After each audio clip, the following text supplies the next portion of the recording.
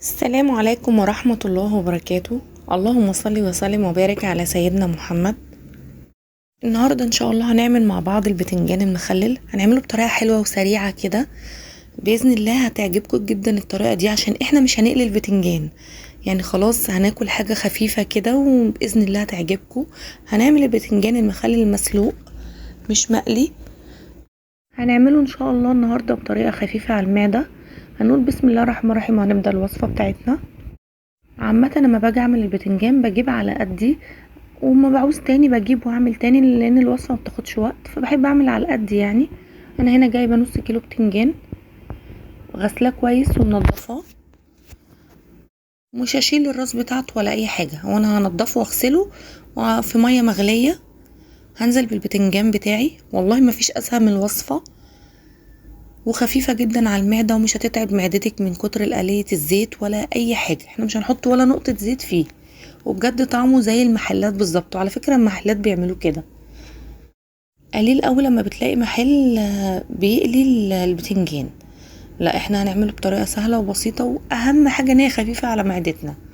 يعني انا لما باجي اكل البتنجان المخلل المقلي بفضل طول النهار باخد برشام للمعده، فده بجد انا يعني جربته ما تعبنيش ولا اي حاجه، ولا اضطريت اخد برشام ولا اي حاجه. يعني انا هنا بسلق البتنجان بتاعي وما بياخدش 10 دقايق على النار.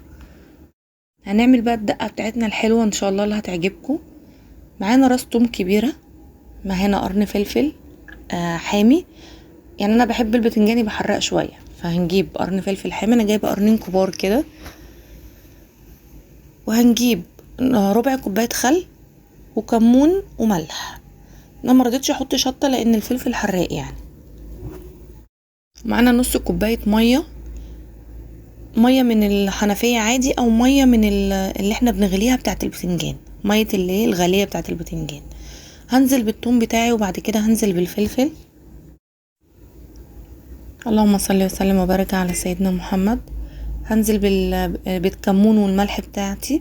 عامه انا لو حابه تحطي شطه حطي، مش حابه خلاص انا استكفيت بالفلفل بس ما رضيتش احط شطه. هنزل بربع كوبايه الخل، حابه تزودي الخل عن كده زودي، بس كده المقدار ده مظبوط جدا. وهنزل بنص كوبايه الميه، منزلتش بيها كلها دي، انا خدت يعني نص كوبايه ميه مغليه من بتاعه البتنجان. حابه تحطي ميه عاديه من الحنفيه عادي. هقلب الدقه مع بعض كويس. زي ما قلت لكم، حابين تحطوا ميه من الحنفيه عادي، حابين تحطوا ميه من اللي بنسلقها بتاعه البتنجان عادي. انا حطيت اقل من نص كوبايه بس، وكده الدقه بتاعتي تكون خلصت وكملت ما شاء الله. ما فيش اسهل من كده. نجيب البتنجان بتاعي بعد ما اتسلق، ما خدش حوالي بتاع 7 8 دقايق على النار. بص انا حبيت اوريلكم ان انا ممكن اشيل الراس بايدي، لان هو مسلوق ما بياخدش وقت خالص، يعني سهل جدا. واصلا يعني ريحته كمان بتبقى ظاهره كده وتحس ان عايزه تاكليه كده يعني. هنجيب الطبق بتاعي المفروض ان انا هخلل فيه البتنجان. هبتدي افتحه بس فتحه كده زي ما بنعمل البتنجان التاني عادي خالص. اهو هنا بفتحه بقى، بحطه في الطبق بتاعي.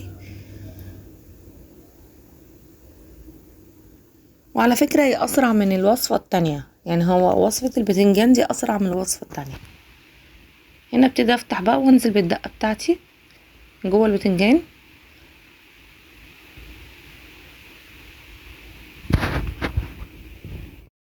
بصوا هو لحد كده مفيش اسهل من كده. بص الطريقة سهلة قوي وما فيهاش اي حاجة صعبة يعني، وبجد خفيفة جدا على المعدة. ودي اهم حاجة عجباني في الوصفة، ان هي خفيفة على المعدة جدا،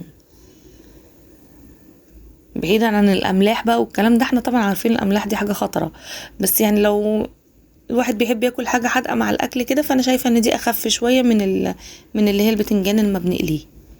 وهنزل بقى بالدقة بتاعتي كلها كده. لما حشيت البتنجان بتاعي هنزل بقى بالدقة بتاعتي. بص شكل الطبق والله العظيم طعمه ملوش حل، طعمه خرافة بجد.